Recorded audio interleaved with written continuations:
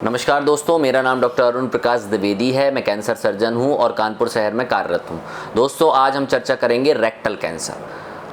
हमारी आंतें ऊपर से स्टार्ट होती हैं, मुंह के बाद ईजोफेगस के बाद स्टमक के बाद ड्यूडेनम के बाद जेजुनम के बाद आइलियम के बाद आपका आती है बड़ी आंत में भी ऊपर की आंत, फिर एक हॉरिजेंटल आंत, फिर एक नीचे हुई जाती हुई आंत, और वह आखिरी में एक लूप देती है जिसे हम बोलते हैं सिग्माइड कोलोन जब अंत होती है तो वह बनता है रेक्टम। दोस्तों, रेक्टम को भी मोटा मोटा 3 हिस्सों में बांट दिया गया है।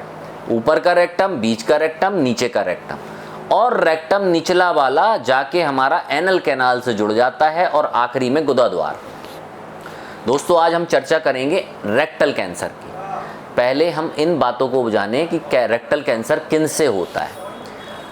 यदि आप अत्यधिक मात्रा में ऐसे खाद्य पदार्थों का सेवन करते हैं जिनमें रफेजिस कम है, टॉक्सिन ज़्यादा है, और साथ में आपको कॉन्स्टिपेशन बहुत लंबे समय तक रहता है, तो ऐसे सारे कारण बनते हैं हमारी बड़ी आंत के कैंसर के, और उसमें सम्मिलित है रेक्टल कैंसर। दूसरा, रेक्टल कैंसर के लिए रेड मीट भी एसोसिएशन देखा गया है। साथ में हमारे अल्कोहलिक ड्रिंक में बियर का भी एसोसिएशन रेक्टल कैंसर में देखा गया है। साथ में आपको कॉन्स्टिपेशन बहुत लंबे समय तक है। साथ में आपकी डाइट में रफेजिस मतलब है जो फाइबर डाइट है, या आप जिन्हें बोलते हैं आपके गाजर मूली, इस टाइप की डाइट आपकी उसमें कम है। साथ में आपको कोई भी ऐसे ऑटो इम्यून डिसऑर्डर्स हैं जिसमें अल्सरेटिव कोलाइटिस या क्रॉन्स डिसीज़ आती है।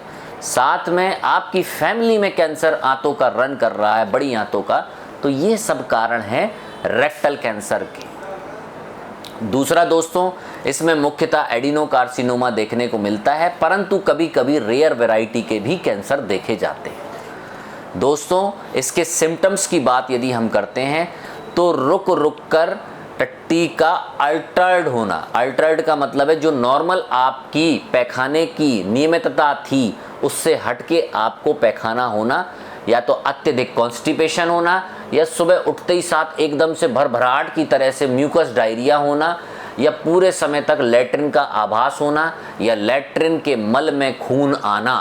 यह सब कारण जो इसके सिम्टम्स के बारे में बताते हैं। दोस्तों, रेक्टल कैंसर यदि आपको संभावित है तो क्या जांचें की जाएं? सर्वप्रथम अपने गैस्ट्रोएंट्रोलॉजिस्ट के माध्यम से कोलोनोस्कोपी की एक सिंपल जांच, जो कि हमें बताती है कहीं पे कोई छाला है।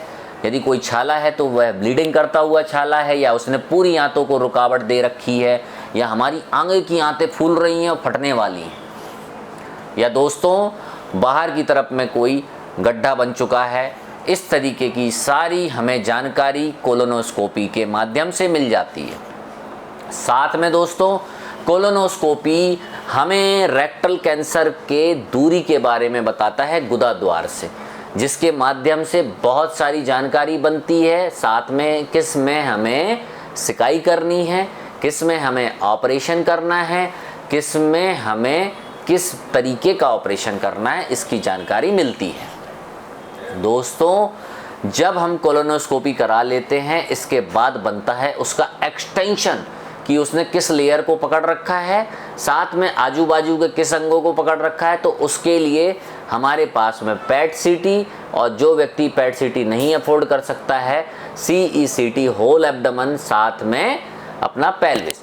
इस तरीके से हम लोग उसके बारे में जानकारी। यदि निचले हिस्से के रेक्टल का कैंसर है तो MRI उसमें अत्यधिक अच्छा वो देता है निर्णय। दोस्तों, MRI और पैट सीटी और अन्य जांचों के बाद मेटास्टैटिक वर्कअप, कहीं कैंसर और तो नहीं फैला हुआ है, बॉडी के किसी और हिस्से में तो नहीं फैला हुआ, उसको सब सम्मिलित करने के उपरांत जब हमारा डिसीजन बनता है कि किस पेशेंट में हमें सिकाई करनी है, किस पेशेंट में हमें सर्जरी करनी है। सिकाई के भी बहुत सारे तरीके हैं, डोज इंटेंसिटी है, कोई कम दिनों वाली है, कोई ज़्यादा दिनों वाली है। इसी तरीके से में ऑपरेशन भी 2 विधि से है। एक होता है हमारा आंत को उस हिस्से को काट के आपस में जोड़ देना, और उस जुड़े हुए हिस्से को डाइवर्जन दे देना इलियोस्टमी के माध्यम से, जिसे हम बोलते हैं लो एंटीरियर रिसेक्शन।